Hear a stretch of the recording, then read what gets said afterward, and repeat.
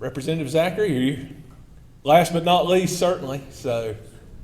I'm not gonna say you saved the best for last. I think we did. I think we did. Thank Yes, you, sir. thank you, Justin. I want to say this, y'all are well represented, and I'm not talking about the elected representatives that are here. I mean, you know, you've got some good representatives, but within the Farm Bureau, you have some really good folks that work for you, those that are members of the Farm Bureau. You know, I see Justin and Lindsay and Raleigh frequently. They're great people to work with. I see Paul Sherman with a great deal of frequency. He's a great guy to work with, and you know, and that's what we need to get things done, and you know, for y'all. I mean, you know, Vicky's very smart, but I'm not real smart when it comes to all this stuff. I used to prime a little tobacco, but that's about the extent of my. I've got 2 tomato plants, so so I'm you know, I like farming, but I don't know much about it, you know. So anyway, but thank y'all for having this meal for us and recognizing us, and we really do appreciate it. And I told Paul that I worked on this about 3 hours last night, and so we'll get started. I'm not going to take but just a minute. I wanted to mention Jeff. Don't worry about it, Jeff. I've been yeah. If you hit the gong when you're tired of hearing, just hit the gong. There's in this Farm Act, and like Justin may have said, or Paul may have said, start with this Farm Act passed July 2nd and was signed by the governor on July 2nd. You know, it really wasn't all that controversial, but it's got some really good stuff in it, and I'm gonna try to be real brief. And there is a thing called a voluntary agricultural district, and this will affect our county commissioners can enact an ordinance that will set up these voluntary agricultural districts, where if you are a bona fide farmer, you can set up this district, and they will post something, and I'm not sure where. It's almost like it needs to be posted in the Register of Deeds office, but I'm gonna bet it's gonna be in the tax office. But it will notify anybody that's searching the title that, hey, there are some bona fide farms close to where you're wanting to build.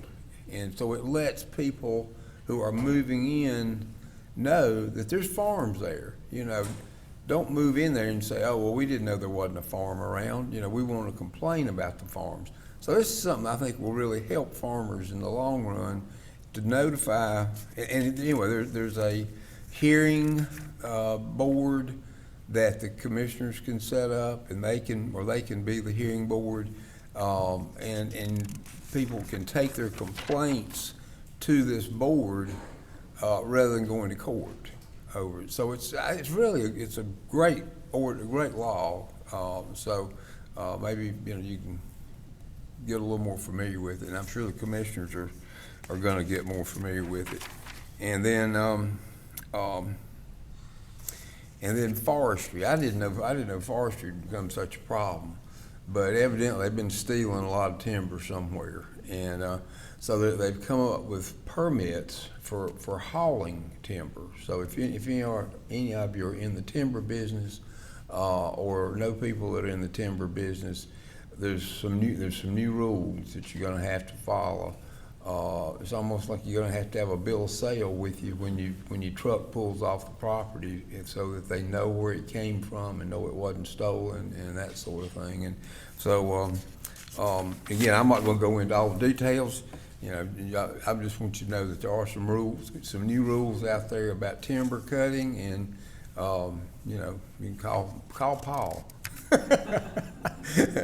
And but anyway, that's another one. And then